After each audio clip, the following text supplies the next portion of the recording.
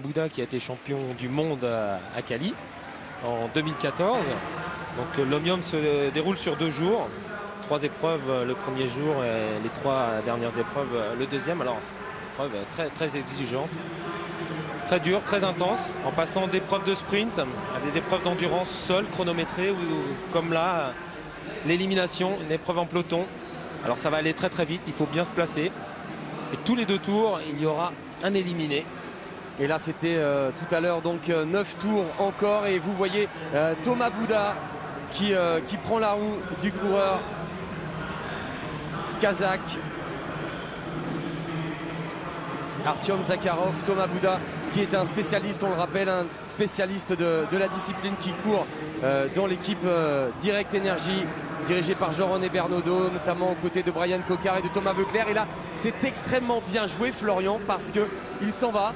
Et donc il a eu une opportunité, il l'a saisi tout de suite. Il connaît très bien le scratch. Et ses adversaires, les favoris aussi, se sont un peu marqués. Et à quelques tours de l'arrivée, il a choisi la bonne option. Et ses adversaires, on va les citer, Florian. Il y a Elia Viviani, le sprinter italien de la Sky. Il y a Roger Kluge de l'équipe YAM. Il y a Glenn Oshie. Il y a Hansen, le Danois. Il y a Gaviria qui est tenant du titre. Et il y a un certain Mark Cavendish, le Britannique, qui est aligné dans ce tournoi d'Omnium. On le rappelle, 6 épreuves: le scratch, la poursuite, l'élimination, le kilomètre de tour lancé et la course au point. Et vous le disiez, ses adversaires sont piégés, extrêmement bien joués tactiquement de la part du jeune Français. Cavendish qui a moins d'expérience à l'Omnium qu'Hansen qui est champion olympique, ou Thomas Bouddha qui est champion du monde en 2014. Mais en tout cas, c'est un candidat, et puis on connaît son tempérament de gagneur. Et on voit Mark Cavendish, justement, le Britannique, là, qui est dans les premières positions.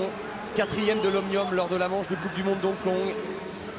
Évidemment, un palmarès énorme sur la piste, on y reviendra. 26 victoires sur le Tour de France, on peut dire.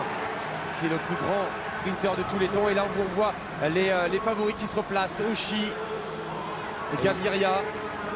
Et c'est extrêmement bien joué de la part de Thomas Bouddha, car il s'évite aussi. Évidemment, il va marquer des points, et il s'évite un sprint qui peut être dangereux, qui peut être hasardeux. Et oui, ça va très vite en tête du peloton. Il faut se placer. Et là, Thomas qui est très fort, qui produit une accélération. Et le Kazakh Zakharov qui n'arrive pas à suivre Thomas. Et Thomas Bouddha qui s'impose et qui offre le plus beau des cadeaux à son papa, dont c'est l'anniversaire aujourd'hui.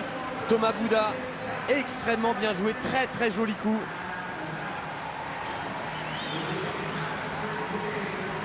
Et Thomas Bouddha, Florian, donc qui fait carton plein aussi au niveau des points, puisque à l'Omnium on marque des points sur chaque épreuve. Et oui, 40 points pour le premier, 38 ensuite. Alors la différence par rapport en 2014, c'est que l'Omnium n'était pas sous ce format. Aujourd'hui, l'Omnium se termine par la course au point. Il y a 4 ans, quand Brian Cocard, et il y a 2 ans, quand Thomas avait été champion du monde, il terminait par le kilomètre. Aujourd'hui, on termine par la course au point, et les points marqués lors de la course peuvent justement faire évoluer le classement en direct. Donc c'est important de bien débuter, et puis là, on est en tête dès la première épreuve de cet Omnium. On revoit le classement: Thomas Bouddha